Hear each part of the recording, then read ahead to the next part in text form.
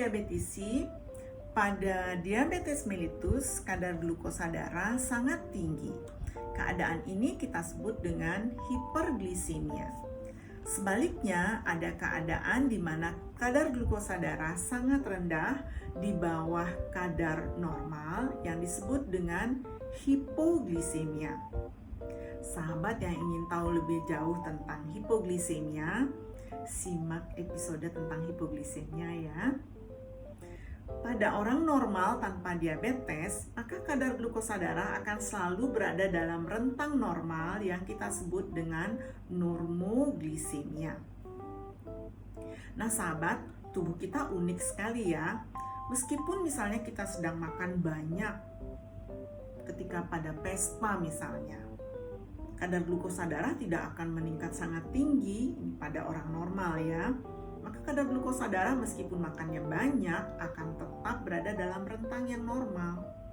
Dan sebaliknya, ketika kita makan sangat sedikit atau mungkin telat makan, lupa makan, atau ketika sedang berpuasa, kadar glukosa darah tidak akan serta-merta turun sampai di bawah normal atau tidak akan serta-merta menjadi hipoglisemia. Tetapi tubuh akan tetap mempertahankan kadar glukosa darah berada dalam rentang normal atau normoglisemia ini. Nah, bagaimana cara tubuh kita mengatur agar kadar glukosa darah selalu berada dalam rentang normal ini? Yuk kita cari tahu. Nah, sahabat diabetisi, kadar glukosa darah itu ditentukan oleh kecepatan dari masuknya glukosa ke dalam sirkulasi dan keluarnya glukosa dari sirkulasi menuju kepada sel-sel yang membutuhkan. Dan dalam situasi normal ini selalu berada dalam keseimbangan. Glukosa darah yang masuk ke dalam sirkulasi ini bersumber dari 3 hal.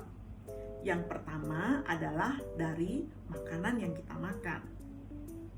Yang kedua dari glikogenolisis. Yang ketiga dari gluconeogenesis. Makanan yang kita makan akan masuk ke dalam saluran cerna dan kemudian diserap. Kecepatan dari makanan ini meningkatkan kadar glukosa darah tergantung dari banyak hal, antara lain kecepatan pengosongan lambung serta kecepatan penyerapan makanan yang bergantung juga pada jumlah dan jenis makanan. Yang kedua adalah glikogenolisis. Glikogenolisis ini adalah pemecahan glikogen. Glikogen adalah cadangan energi yang disimpan oleh tubuh kita di dalam hati dan terutama juga di dalam otot. Sumber yang ketiga adalah dari gluconeogenesis, yaitu pembentukan glukosa dari asam lemak atau dari asam amino. Nah sahabat, kalau ingin tahu lebih detail tentang glikogenolisis dan gluconeogenesis ini, silahkan disimak video dari episode sebelumnya ya. Nah sahabat diabetisi, untuk menjaga kadar glukosa darah ini selalu berada dalam rentang yang normal ini, tubuh membutuhkan kerjasama dari beberapa hormon-hormon. Dan hormon-hormon ini sebenarnya secara sederhana kita bisa kelompokkan menjadi hormon yang menurunkan kadar glukosa darah dan membantu untuk penurunan kadar glukosa darah ini, serta hormon yang meningkatkan kadar glukosa darah ketika kadar glukosa darah terlalu rendah. Ada 2 yang penting. Yang pertama adalah insulin, yang kedua adalah glukagon. Dan hormon-hormon lain yang bekerja secara konset ini antara lain adalah amilin, kemudian inkretin.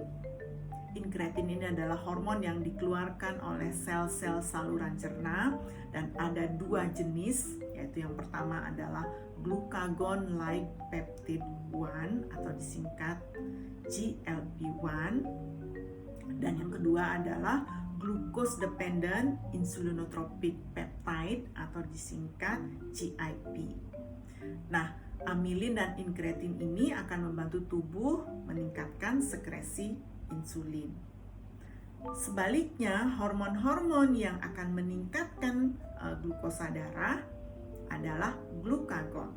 Selain glukagon, ada beberapa hormon yang lain lagi, yaitu epinefrin, kortisol, dan growth hormone.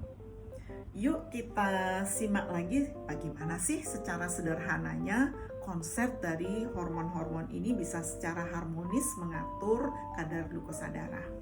Jadi ketika kita makan, makanan masuk ke dalam saluran cerna, maka akan keluar amilin. Amilin ini akan bekerja melalui jalur neural, memperlambat pengosongan lambung. Di samping itu, dia akan juga memberi sinyal rasa kenyang ke otak, serta menurunkan berat badan.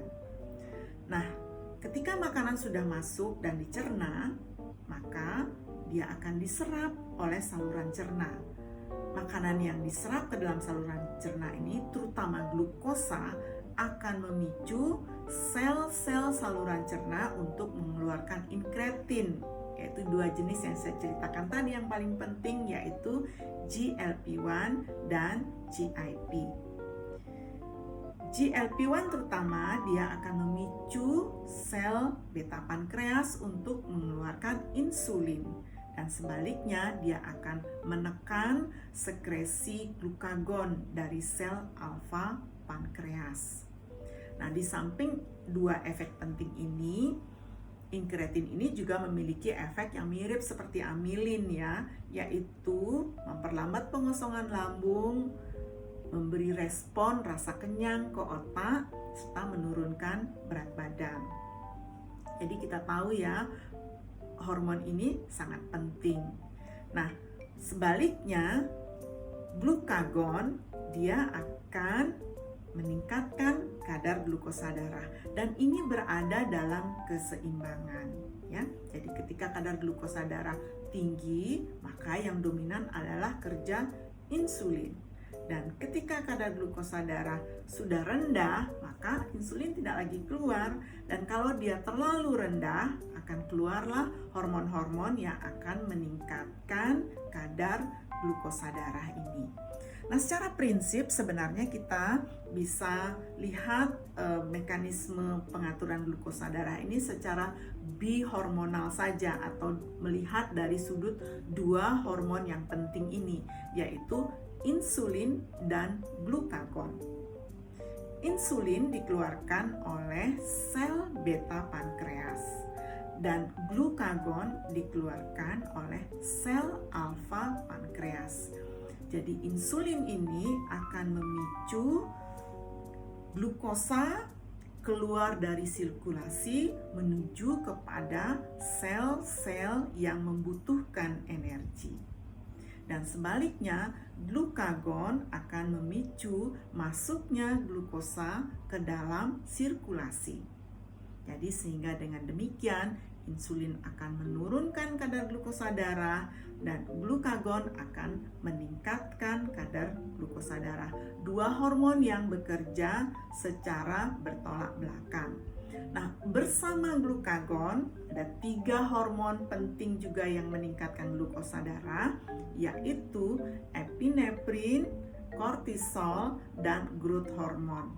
Dan ketiga hormon ini bersama dengan glukagon, oleh karena kerjanya berlawanan dengan insulin, kita sebut sebagai hormon kontrainsulin. Nah, sahabat diabetisi, sudah mulai jelas ya bagaimana kompleksnya mekanisme tubuh kita dalam mengatur kadar glukosa darah. Kalau sahabat ingin tahu lebih detail tentang insulin, beritahu saya ya.